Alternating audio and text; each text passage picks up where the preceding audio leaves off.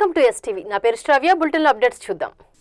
తిరుపతి జిల్లా చంద్రగిరి నియోజకవర్గం రాయల చెరువులో రాష్ట్ర స్థాయి డ్రాగన్ బోటింగ్ రాష్ట్ర జట్టుకు శిక్షణ కార్యక్రమం ఘనంగా నిర్వహించారు.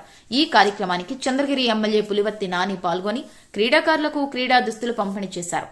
రాయల చెరువుకు చేరుకున్న ఎమ్మెల్యేకు డ్రాగన్ బోటింగ్ నిర్వాహకులు, అధికారులు, కూటమి ప్రభుత్వం నాయకులు, కార్యకర్తలు ఘనస్వాగతం. రాయల చెరువు కట్టపైన మొక్కలు నాటి ఎమ్మెల్యే చేతుల మీదుగా డ్రాగన్ బోటింగ్ క్రీడాకారులకు టీషర్ట్ తో పాటు కిట్లను పంపిణీ చేశారు. జట్టు పరిచయం అనంతరం చెరువులో డ్రాగన్ బోటింగ్ శిక్షణకు సిద్ధంగా ఉన్న బోట్లకు హారతి పట్టి పూలమాల వేసి ప్రారంభించారు.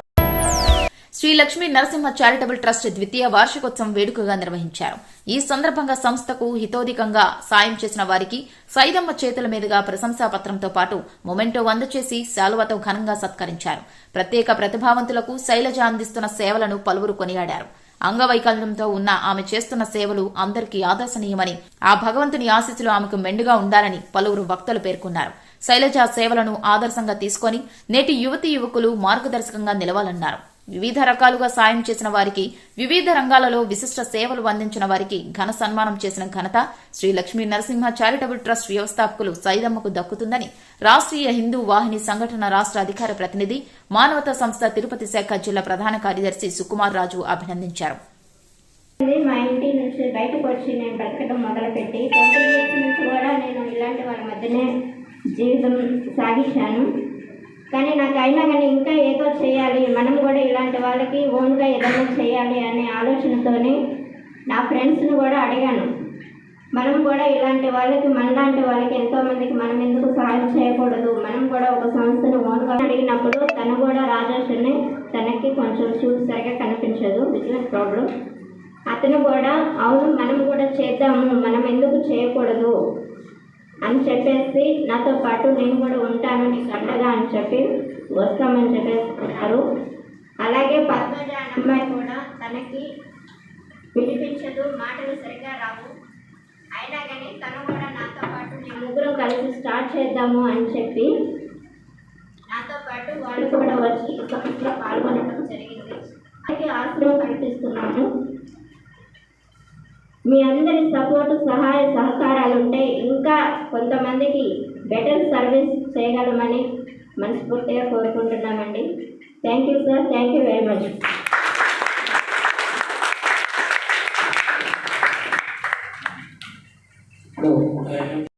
పద్మజ గారు కావాలి, మీరు ఇక్కడ ఉంచారంటే నిజంగా నాకు అతిశక్తిగా ఉంది. అది ఒక శైలజ వల్ల సాధ్యపడింది. నిజంగా శైలజ గారికి చప్పట్లు కొట్టినమ్మ. ఖచ్చితంగా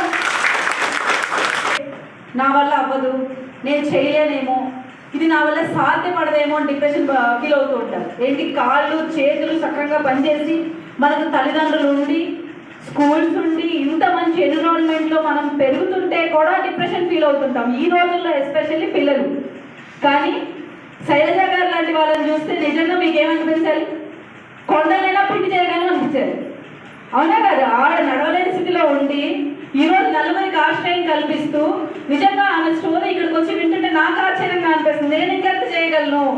నిజంగా మా నుండి నీకు ఏ విధమైన సపోర్ట్ కావాలన్నా ఖచ్చితంగా నేను ఒక పొలిటికల్ రిప్రజెంటేటివ్ కన్నా నేను ముందు హ్యూమన్ బీయింగ్ అమ్మా. నేను ఒక ఆడబిడ్డని, ఒక మనిషిని ముందర నేను గుర్తుపెట్టుకొని నా వల్ల అయిన సహాయం తల్లి ఈ రోజు నుంచి నీకు ఏ విధంగా అయినా పెద్దలు ఎలా చేస్తున్నావు అలాగే మేము కూడా చేయడానికి సిద్ధపడతాను.